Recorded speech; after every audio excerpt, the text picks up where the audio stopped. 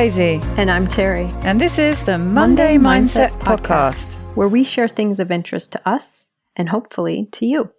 So let's get started with episode number 211. And this week, it's Daisy's turn to share something with us. Daisy, what do you have? Well, Terry, I don't have what I planned to have, just the usual mix-up. Forgot it was my turn and got back a bit late and blah, blah, blah. Anyway, full of excuses. So I have got a Kwik Brain episode, and it is called Stop Feeling Misunderstood Through Effective Communication Skills with Charles Duhigg. And I have a feeling certainly one of us has shared something with Charles Duhigg before. I think maybe you. I was struggling to... He is the guy who wrote the book, The Power of Habit. That's right. He was on Kwik Brain with Jim Kwik talking about his latest book, which is called SuperCommunicators, How to Unlock the Secret Language of Connection. They're talking basically about how to be a better communicator. So Jim asks him just to define what a super communicator is. And he said, yeah, a real easy way to do that is if you were having a bad day, who would you call to make you feel better? That person is probably a super communicator. They know how to ask the right questions and prove to you that they're listening. And he says, we're all super communicators at times, but some people seem to do it consistently and they can just connect with anyone. And I'm sure you can think of people that description matches. So he talks about things that they've learned about these consistent super communicators. They tend to ask 10 to 20 times more questions than the average person. Some of those questions are asked just to invite more information. What do you think about that? What did you do next? But some are special questions, and these he calls deep questions. And these are questions that ask people about their values, beliefs, experiences.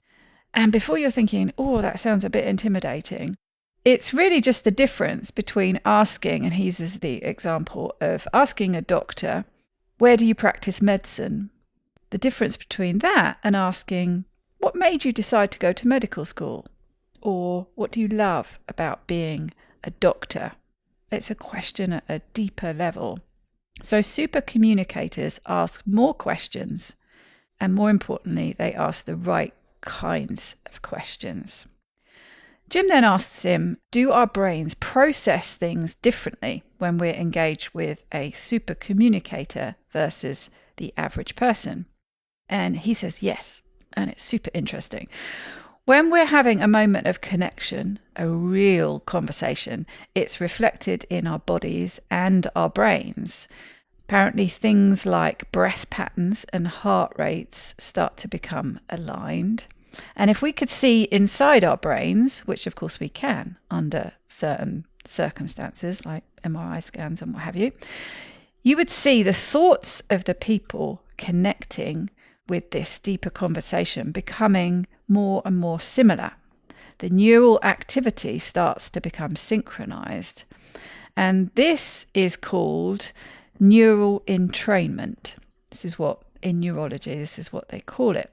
And this is the core, apparently, of how communication happens.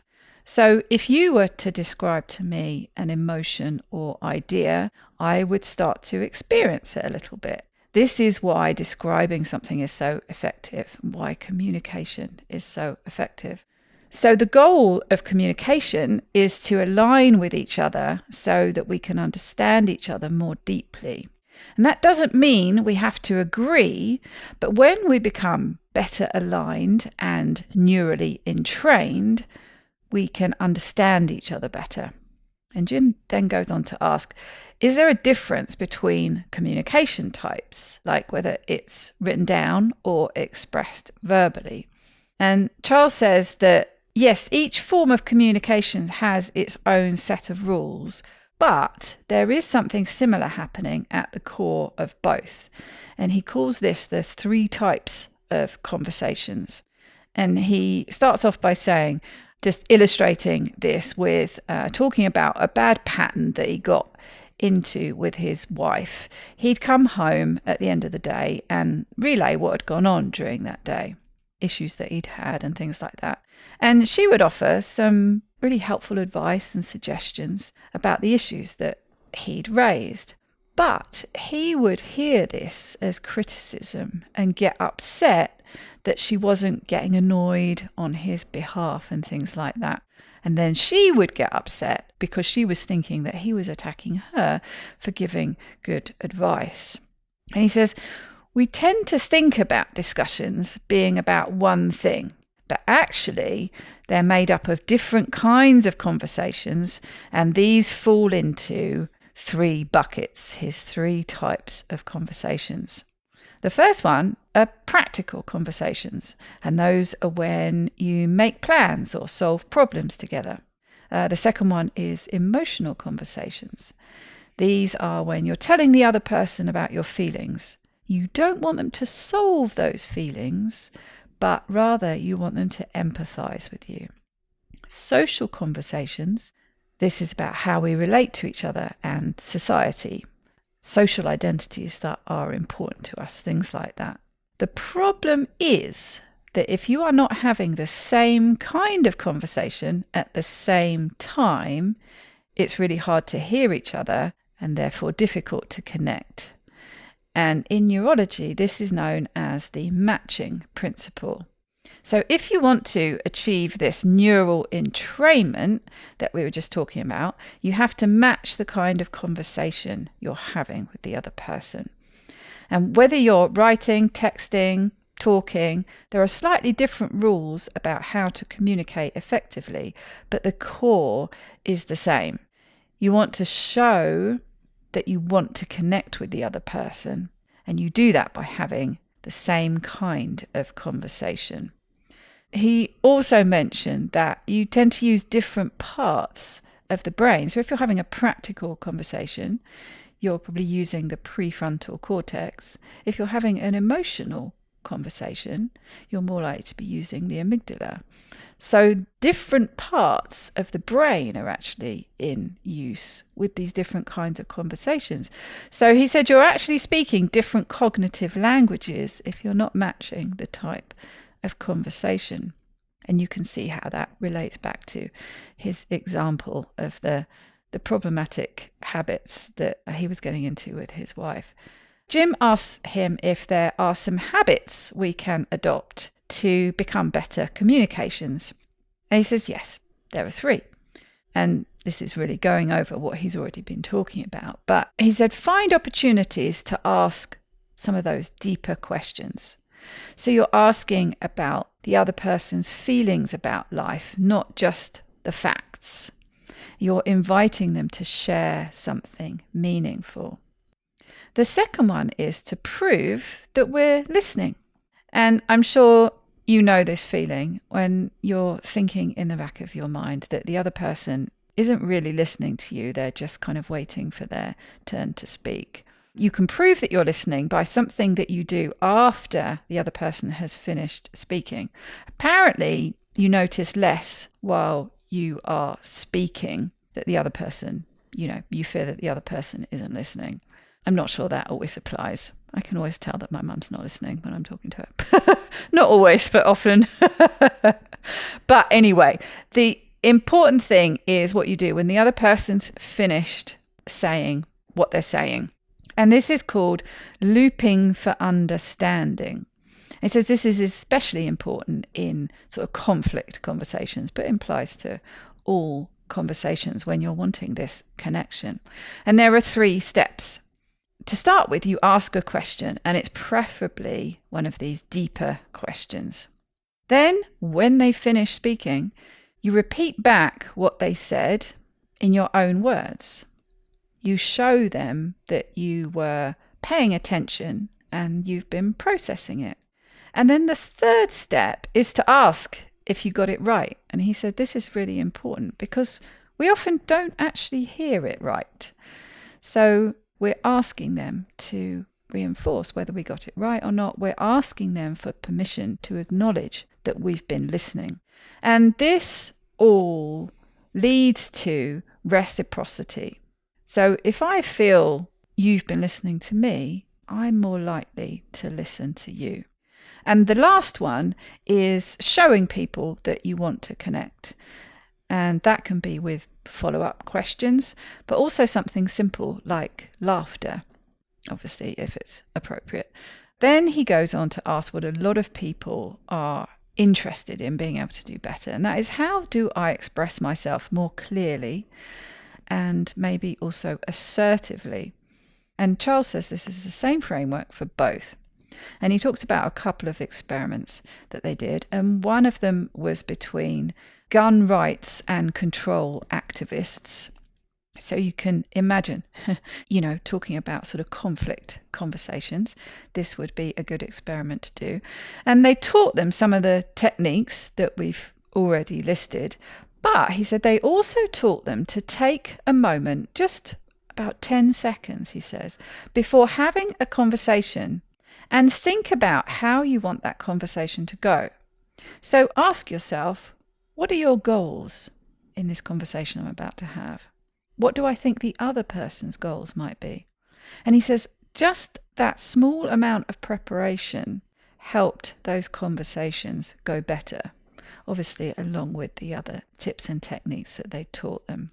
Another experiment that he talked about with some students was that they were asked to go and have a conversation with a stranger, which is obviously very anxiety producing for a lot of people. The technique that he taught them was to write down 3 topics that you might want to discuss, and or 3 questions you might ask them. And then they got sent off to have these conversations. And when they came back and reported what happened, often they didn't even use any of the things they'd written down, but it helped them feel more confident going into that conversation. They knew that they had something to fall back on. He said that it's the anxiety of the unknown that is often the most crippling, and it really helps with that. And that made me think of, back in the day doing Keto Women interviews, especially when it was an author or a speaker that I found a bit intimidating to talk to. When I'd done that preparation, I didn't always follow the questions that I had, but just knowing that I had something that I'd obviously thought about to ask, and thinking of questions to ask them that weren't the questions that everybody asked them, things like that, I would go into it feeling a lot less anxious. So I thought those were some really handy tips. And I didn't actually get quite to the end of the episode, even though it was a Kwik Brain episode. But I thought already there was quite a lot to talk about and things that I found really interesting. I often get very nervous, especially with like that last experiment, talking to strangers. So I thought that was a great tip, just taking 10 seconds before you go in to, just think of a few things that you might ask somebody or topics that you might discuss. And like they said in this experiment, they often never got to use them, but it was just that, safe little fallback that they had. I also think so many of the things you just talked about are so interesting to me. I think if we take some of this information that you shared and practice it, start practicing it, I think we can really find that we can reduce our discomfort, anxiety, fear of talking to strangers, talking in certain situations like, I have to go to that dinner party. How am I going to do that? If you trust these basic skills, you find it works really well. People want to be heard. People want to feel like you're interested. And when we're caught up in our head and nervous and trying to figure out, what are they going to ask me? What should I say or whatever? We're not communicating that we're listening. We can hear you. We're open to getting to know you. And so I find if we practice, like I said, if we practice these basic skills, we alleviate our own tension so much. Mm. And to think about it this way, by asking deeper questions, if part of our social anxiety or discomfort or anything is about, oh no, what am I going to have to share? What will they ask me? You help alleviate that too, because you're helping to focus on the other person. You're getting a little bit of a breather. Mm. It's really kind of about being like a facilitator then of the conversation versus, the recipient of it that has to be nervous of, what will get bounced back to you. So I love these skills. And the first part that you talked about is a very common skill that couples therapists use in working with a couple, and they will actually have them do it in the session. Oftentimes, they'll even have them pick a topic that's not quite the hot topic that the couple is struggling with, but sensible. something else. And have the first person, say what they're going to say about this. Take 2 minutes. And then the job of the other person is to reflect back what you heard. Right. You don't get to interrupt while they're saying it. You don't get to ask questions while they're saying it. You reflect back what you heard. And then, just as you talked about, Charles Duhigg shared here, you get to correct it. Yes, you're right. And that's important to me because of this. So it goes deeper. Mm. So clarifying, getting to clarify what that person heard, redirecting it if it's incorrect, deepening it if there's more to understand about it is so important. And then checking back in, like you said at the end, is that right? Did I capture what you said? Now, obviously, we don't have to say it like that. But, going back to your example, you talk to the doctor and you say, I'm curious, what made you decide to go into medicine? So after they share, you come back with, wow, so it sounds like this blah, blah, blah, blah, blah was really important to you. And you use just a question mark at the end of your statement. Yeah. So you don't have to say, did I get that right? But I love these skills just to kind of make communication more of a kind of facilitative process, a deepening, a connecting process, rather than a surface level. Mm. Now, of course, there are situations where we need just surface level communication. Ma'am, did you want me to change the oil in your car? No, thank you. I've already changed it. But would you look at this? Yeah, we don't really need a deeper question going on there. Do not need to deepen there. But so many relationships and so many opportunities when we're communicating do lend themselves well to this deepening and demonstrating that we are paying attention and listening.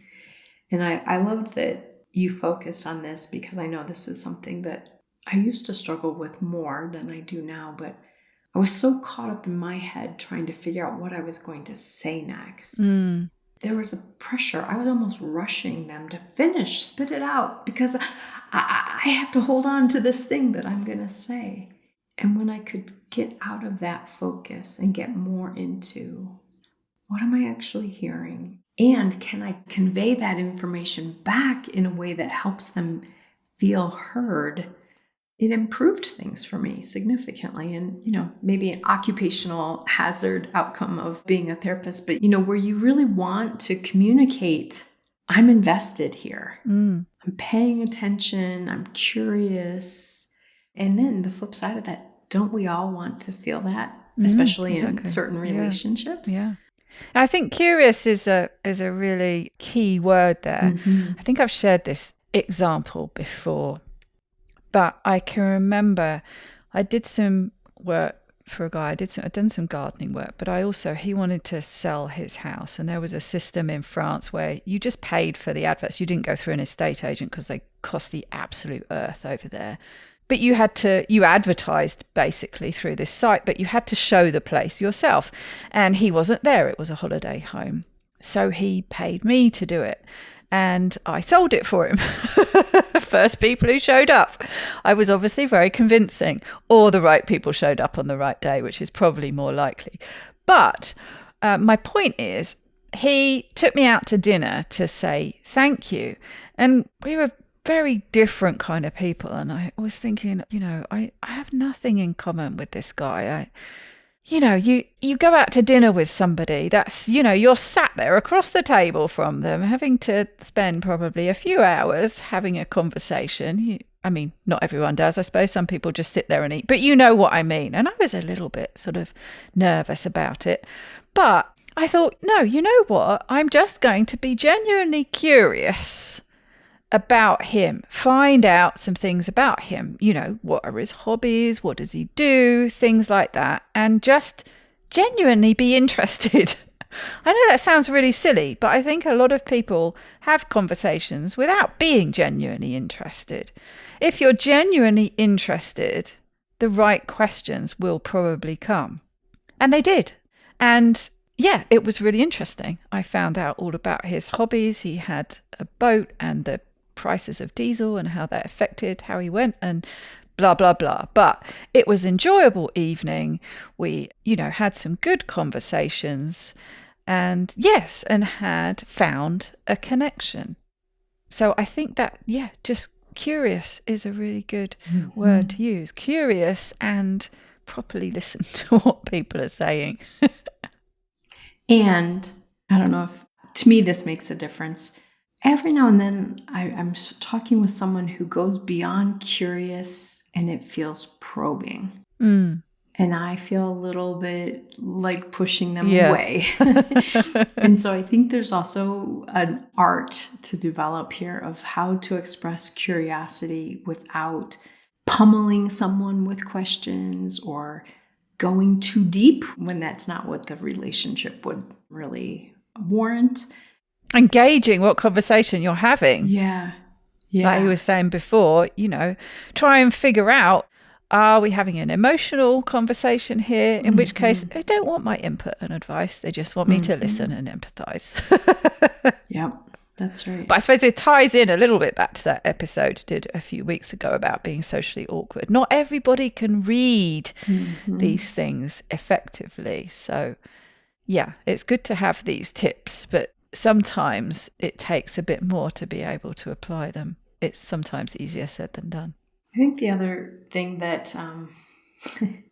to me is opposite of SuperCommunicator is when someone does ask maybe a follow-up question or hears something and then launches into how this is in their life, totally going away from you, what you've just shared.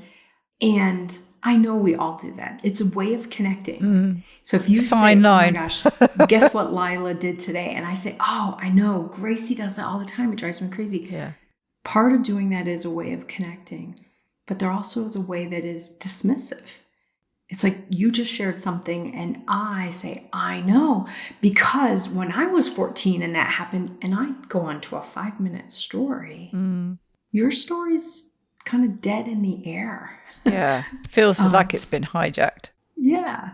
So to me, there's this balancing act, this dance that we do in communication. Yes, show that you can relate and keep following, that you're curious with their share. Yeah. Yeah, it's tricky, isn't it? So, as you're saying that, we can all think of people. Yeah, I did that, but I did it bigger and I did it better, and I'm going to tell you all about it, and completely forget that you started the example. Or purposely latching onto something you said and then giving you a mini lecture about it. That's not showing curiosity. That is saying, oh, interesting that you threw out this tidbit. Let me school you on it. And of course, we know that how frustrating that is as the recipient. Oh, God, and I'm so guilty of that, especially if it's something that I've been learning about. Don't anyone have a conversation with me about dog behavior and training at the moment, because I will start lecturing you.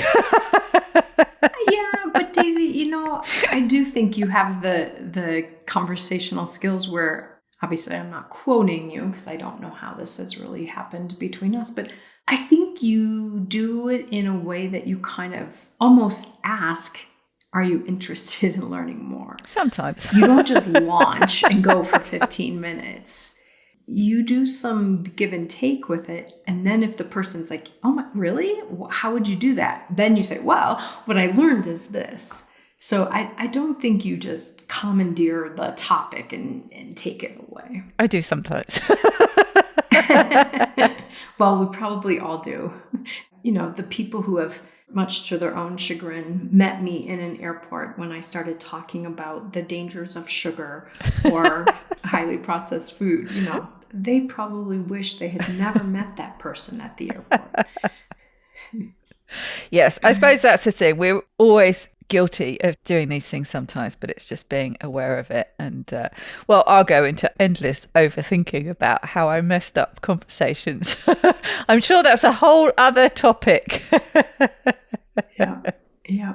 Oh, I'm still second guessing conversations I had 23 years ago. Absolutely, that's me. Yep. Very good. I'm also just interested in, I'd love to say I'm going to read this book, but it might go low on the list for right now. But I liked his book, The Power of Habit. And obviously I like books about, communication and interpersonal skills. So I'm kind of interested that he wrote a book moving away from just his regular habit topic that I thought was his niche and into this really interesting realm of communication. Yeah, I'd like to hear more from him. He's an interesting guy and a good communicator. So he obviously practices what he writes about. Which I kind of laughed when you said SuperCommunicator, because I remember a long time ago, one of my friends told me that she thought I was a super taster. And I'm like, what the heck is that? And she said, you have a very high sensitivity to certain tastes, because I'm very wimpy about spicy foods. Right. So I'm like, I may not be a super communicator, but I am a super taster. Goals. Test out your new spicy recipes on Terry to see if most people could tolerate it. But if it's not baby food mild, it's too hot. Okay, well, until we meet again next week, I hope you have, and everyone else at home has a very wonderful week. Take good care.